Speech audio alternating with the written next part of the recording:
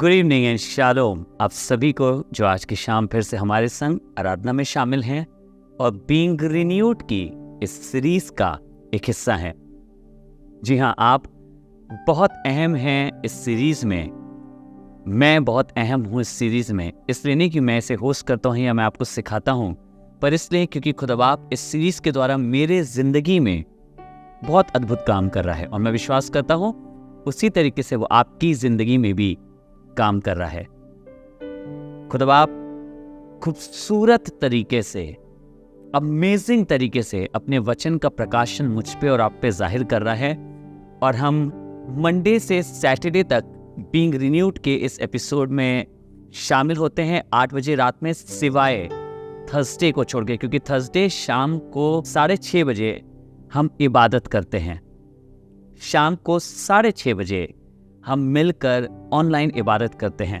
उसमें भी हमने खुदा के कलाम से बहुत कुछ सीखा है और मैं विश्वास करता हूं आज के दिन भी मैं और आप खुदावन के कलाम से बहुत कुछ सीखने पाएंगे। The word that I want to share with you today is not just a word, but it is something that we have to do occasionally.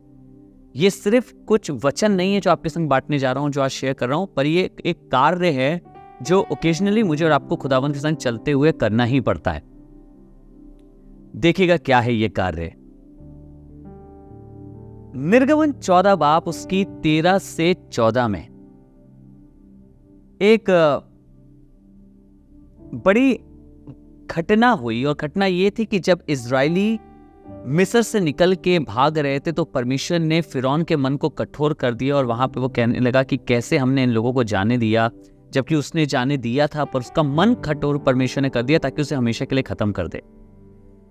उसने इनका पीछा किया, मिस्र की सेना ने इनका पीछा किया। अब ये एक तरफ इनके लाल समुंदर है और दूसरी तरफ इनके मिस्र की सेना है। और हुआ कुछ ऐसा कि वहां पे पहुंचने के बाद लोग चिल्लाने लगे, लोग घबराने लगे, लोग ये कहने लगे कि अरे तू हमें कहां मारने आया है, क्या मिस्र में कब्रें कम थी जो तू हमें यहां लेकर आया है। And they started talking and speaking lot of things to Moses. ये बहुत सी चीजें मूसा को कहने लगे, पर मूसा ने इसके उत्तर में एक बात कही, जो बात मूसा ने उस दिन सिर्फ इजरायलियों से नहीं कही, लेकिन हर एक विश्वासी से, हर एक जन से, हर वो जन जो प्रभु के पीछे चल रहा है, एक मैसेज कन्वे हुआ जनरेशन से जनरेशंस तक का, जिसको परमेश्वर चाहता है मैं और आप जरूर से जाने। निर्गमन 14 उसकी 13 से 14 या एक्सोडस 14 उसकी 13 से 14 लिखा है, मूसा ने लोगों से कहा डरो मत, खड़े खड़े वो उद्धार का काम देखो जो यहोवा आज तुम्हारे लिए करेगा। यहोवा आप ही तुम्हारे लिए लड़ेगा, इसलिए तुम चुपचाप रहो। इंग्लिश में लिखा है, Moses answered the people, do not be afraid, stand firm and you will see the deliverance of the Lord today. The Egyptian you see today, you will never see them again. The Lord will fight for you. You need to be still. You only need to be still. आज का जो मेरा शीर्षक है वो ये है कि हमें कई बार सिर्फ खड़े होकर परमेश्वर को कार्य करते हुए देखना होता है। And let me tell you, stand by position. हम लोग कई बार, आप जानते हैं, स्टैंड बाय पोजीशन में या आपने देखा होगा जब आप कोई टीम बनाई जाती है तो उसमें कुछ प्लेयर्स स्टैंड बाय पे रखे जाते हैं। आपने सुना होगा ना, क्रिकेट टीम बन रही है and there are couple of players which have been kept on stand by. Stand by का मतलब क्या है? उनको नहीं मालूम है खेलेंगे कि नहीं खेलेंगे, उनको नहीं मालूम है आगे क्या होगा, but they are kept on stand bye.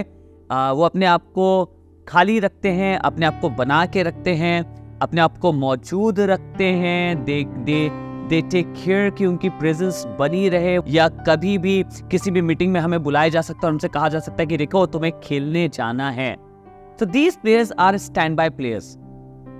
ऐसे ही इसी तरीके से मोसेस ने उस दिन कहा कि you need to be on standby. Now they were shouting, वो चिल्ला रहे थे, परेशान हो रहे थे क्या होगा, पर मूसा ने कहा तुम केवल खड़े रहो, चुपचाप खड़े रहो, just be on a standby.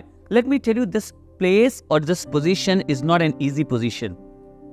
It is very challenging, जहां आप कुछ कर भी नहीं सकते, जहां आप ना पीछे जा सकते हैं, ना आप आगे आ सकते हैं, ना आप किसी और चीज में पार्टिसिपेट कर सकते हैं, ना अभी आपको वो मिला है जिसके लिए आप आगे देख रहे हैं, आपको पता नहीं आगे क्या होने जा रहा है।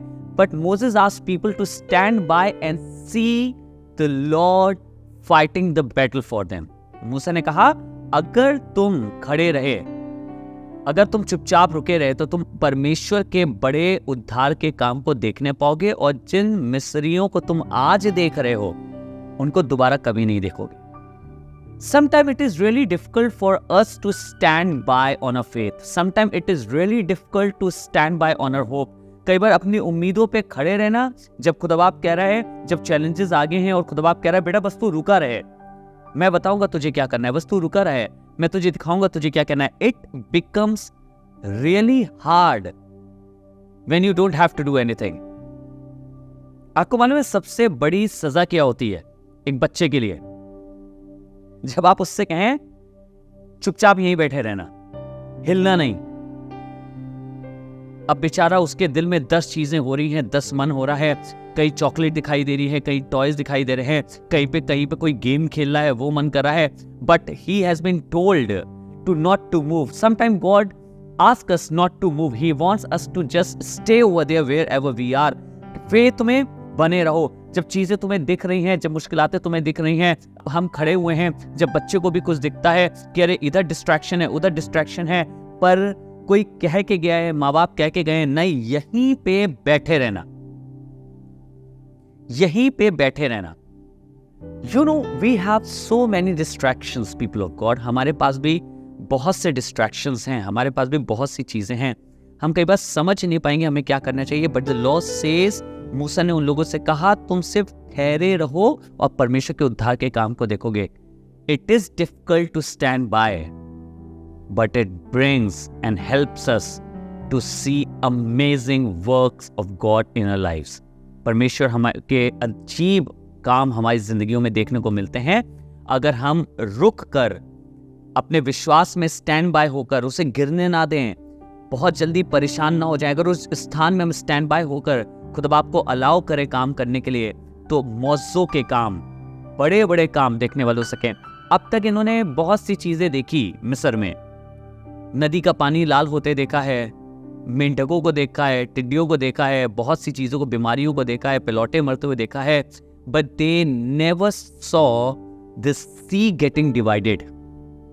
इन्होंने कभी समुंदर में रास्ता बनते हुए नहीं देखा है। But God wanted to show them what He can do, but for that they had to stand by. पर उस चीज के लिए उन्हें खड़े रहने की आवश्यकता थी। जल्दी से एक कलाम में आपको लेके और चलना चाहूंगा जो कहता है, भजन संहिता 46 उसकी 10वीं आयत में कहता है, Be still and know that I am God. Psalms 46 and verse 10 says, Be still. Be still. खड़े तो हो तुम, रुके तो रहो, ठहरे तो रहो। कई बार हम अपने घर में या अपने लोगों से या कई जगह दूसरे लोगों से कहते हैं, एक सेकंड रुको तो, ठहरो तो। You know why people doesn't want to be still? ऐसी आसमान का खुदावंद मुझे और आपको सिखाना चाह रहा है, कहना चाह रहा है, Learn to be still when I ask you to be. सीखो सिर्फ खड़े रहना जब मैं तुम्हें सिखा रहा हूं, सिर्फ खड़े रहना सीखो। खड़े रहना जब मैं तुमसे कह रहा हूं कि तुम खड़े रहो, अभी कुछ मत करो। Learn to be still in your faith.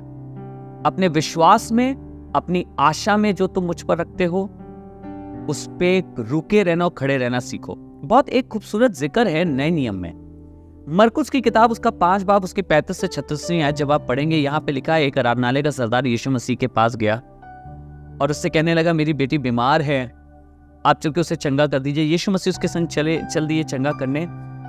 थोड़ी देर बाद इसके घर से कुछ लोग आते हैं और लोग इसे आके कहते हैं कि देखो, अब गुरु को परेशान मत करो क्योंकि तुम्हारी बेटी मर गई है। सुनिएगा ध्यान से, 35 और 36 वर्स आपके लिए पढ़ने जा रहा हूं, मरकुस की किताब उसके 5वें बाब से, मार्क चैप्टर 5 से। क्या लिखा है?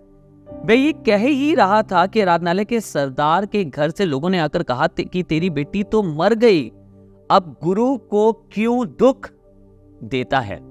Now this man was moving in faith, बड़े विश्वास से गया था यीशु मसीह के पास, बड़े विश्वास से उसे अपने घर लाने के लिए गया था, बड़ी आशा के साथ लाने के लिए गया था कि मेरी बेटी बच जाएगी अगर यीशु मसीह मेरे घर में आ गया, उसकी बीमारी से वो छूट जाएगी अगर यीशु मसीह आ गया। बस सडनली एक न्यूज आती है, और न्यूज ये आती है कि तेरी बेटी नहीं रही।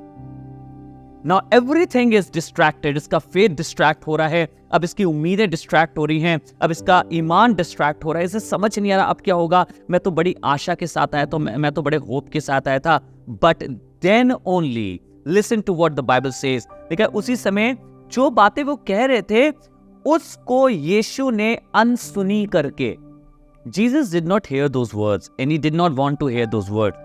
यीशु ने उनकी बातों को अनसुनी करके आराधनालय के सरदार से कहा, मत डर, केवल विश्वास रख। इसका मतलब B still in your faith. जिस विश्वास को रख के तू मेरे पास आया था उसको रखा रहे। जिस ईमान के साथ तू मेरे पास आया था उस ईमान को रखा रहे। आज मैं भी आपसे कहता हूं, आपकी बहुत बहुत गंभीर सिचुएशन में, बहुत परेशानी की परिस्थिति में भी, बहुत दिक्कत में भी, आज मैं आपसे कहता हूं, stand still in your faith. रुके रहिए, ठहरे रहिए, खुदावंद आपके लिए कुछ अद्भुत करने जा रहा है। God is going to do something amazing for you. आइए प्रार्थना करें।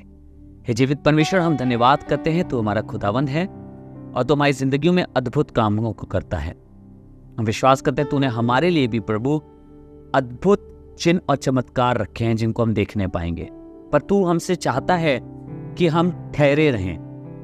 तू चाहता है प्रभु हम रुके रहें, हम विश्वास में बने रहें। प्रभु आज जब मुश्किलातें हों, जब परेशानियां हों, जब चैलेंजेस हों, जब चीजें कठिन हो रही हों, हमें विश्वास में बने रहना सिखा, उम्मीद में बने रहना सिखा। तेरा वचन हमारे अंदर कार्य करे प्रभु, हमें उत्तेजित करे कि हम तेरे संग चलते रहें। इस प्रार्थना को आपके बेटे प्रभु यीशु के नाम से पिता मांगते हैं, आमीन। Thank you so much for joining. हम फिर से मिलेंगे और परमेश्वर की आराधना करेंगे एक साथ मिलकर।